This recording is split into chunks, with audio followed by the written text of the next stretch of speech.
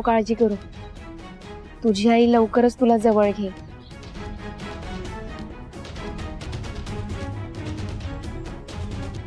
स्वानंदी, काय तुम्ही बाहेर येऊन बसला? आम्हाला सांगायचं ना, आम्ही पण आलो असतो. मणी सर, अहो आउट हाऊस मध्ये बसून बसून खूप बोर झाले होते. तुमच्याकडे बघितलं तर तुम्ही आणि वॉर्डन मॅडम दोघंही कामात होतात, म्हणून मी एकटीच आले. ते जाऊ द्या, ही फुलं बघा किती सुंदर आहे. मी आपल्या बागेतनं तोडली आहे. अरे वा, खरंच छान आहे.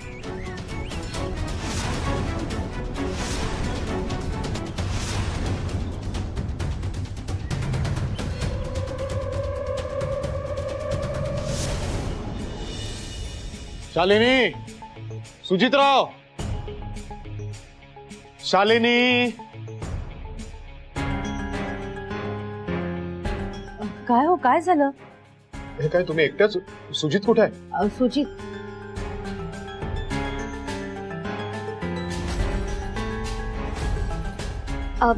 काका, सुजित आत्ताच उठलाय.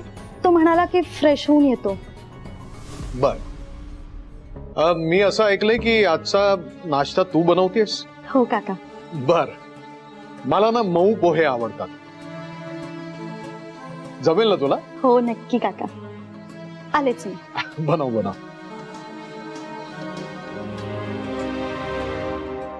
हे काय, सुजितराव कुठे आहेत? हो, येतोय तो. हा बघ आलाच. तुझीच वाट बघतोय. बस बस.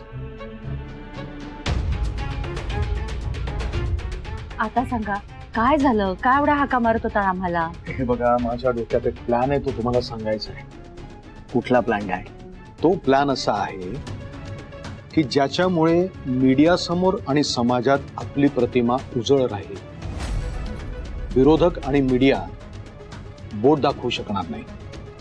असा काय प्लॅन आहे? सांगा तरी. सांगतो. आपल्याला माहिती आहे की स्वानंदी किती अस्वस्थ होते, किती वेडीपिशी होते अर्जुनसाठी.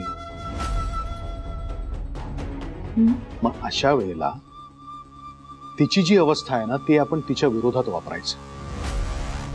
म्हणजेच ती वेडी आहे आणि आपण तिची रवानगी वेड्यांच्या इस्पितळात करायची. अशाने काय होईल की स्वानंदीच्या बरोबरीनं मणी आणि नीलम यांचा प्रश्न कायमचा सुटेल. वाव डॅड, आयडिया सॉलिड आहे.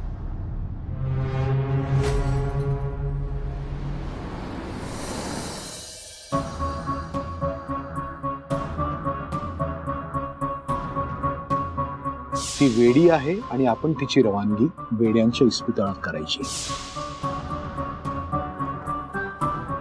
हे सरपोतदार काका मला वाटलं ना त्यापेक्षा जरा जास्तच हुशार आहेत. म्हणजे ऑफकोर्स असणारच, नाहीतर इतके वर्ष पॉलिटिक्स मध्ये टिकूच शकले नसते.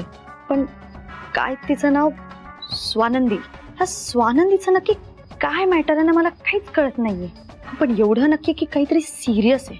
तनिषा, लक्षात येत आहे का? तू जर काका आणि मावशीला मदत केलीस ना या मॅटर मध्ये, तर या घरातली तुझी पोझिशन नक्की फिक्स होईल.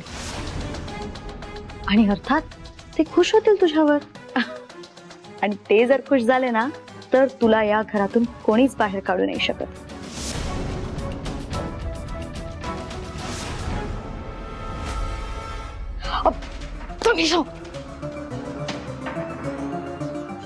आता कांदा करपला.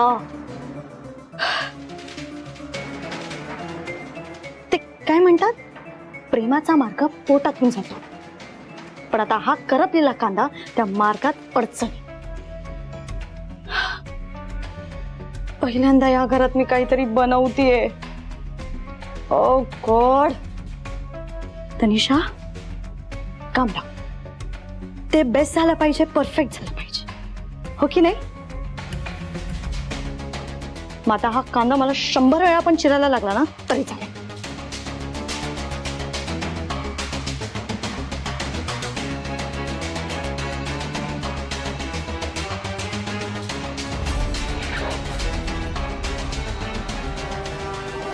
तुमची कल्पना एकदम मस्त आहे, पण इतक्या हुशार आणि शहाण्या स्वानंदीला वेडं कसं ठरवायचं आपण? आणि त्यात ते मणी आणि वॉर्डन सारखे सारखे तिच्या बरोबर असतात. तिला वेडी ठरवायला तिने काहीतरी वेड्यासारखं केलं पाहिजे ना. डॅड इतका काय विचार करायचा त्यात? सरळ मेंटल हॉस्पिटलला फोन करूया, त्यांना सांगूया आमच्या घरात एक वेडी आहे, त्यांची ॲम्ब्युलन्स येईल आणि घेऊन जाईल तिला. सुजितराव, तुम्हाला हे वाटतं इतकं सोपं नाहीये. एकतर ॲम्ब्युलन्स आपल्या सरपोतदारांच्या दारात आली आणि ते सुद्धा मेंटल हॉस्पिटलची, तर मीडियामध्ये बभरा होईल त्याचा. आपण असं काहीतरी करायला हवं की ज्याचा आपल्याशी काहीही संबंध नसेल. स्वानंदी तिच्या बाळासाठी वेडी झाली आहे असं आपण सगळ्यांना सांगायचं. चला, गरम गरम नाश्ता रेडी आहे. मी डिस्टर्ब केलं का? तुम्ही काही इम्पॉर्टंट बोलत असाल तर मग मी नंतर येते. तनू थांब, असं काही नाहीये. हा, बरं ठीक आहे. काका, हा, मावशी,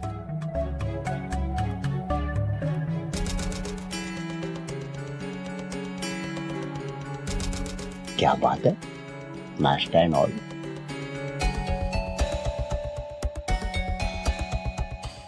अगं तुझा नाश्ता कुठे? तू पण बस ना आमच्या बरोबर. मावशी तुमचं होऊ देत ना, मी नंतर खाते.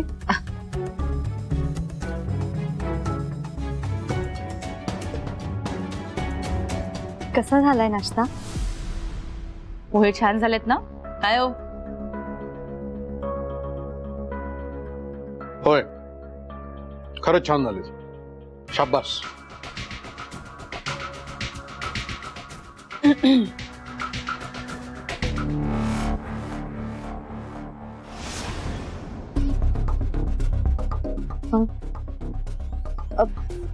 मीठ कमी जास्त झालंय का?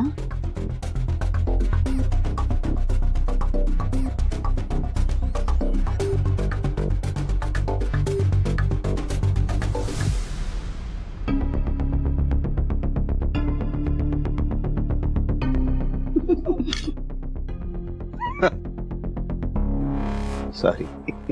मी पहिल्यांदा काहीतरी बनवते या गर्दानी तुझी चेष्टा करतोस. तनीश, छान चव आहे तुझ्या हाताला. सॉरी.